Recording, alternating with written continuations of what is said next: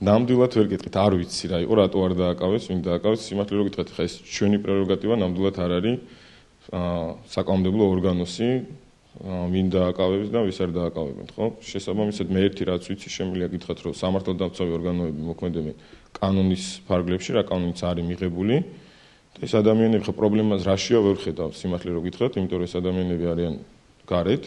ადმინისტრაციული სასჯელი რაზეც არის, ეხლა იგივე კითხვა შეიძლება დაისვას, რომ სიტყვაზე ვამბობ, ვინმე თუ გადააჭარბა, თქვა სიჩქარეს ან გადაკვეთა ხაზი ან წითელზე გაიარა, რატო დააჯარიმეს ადმინისტრაციული სასჯელი.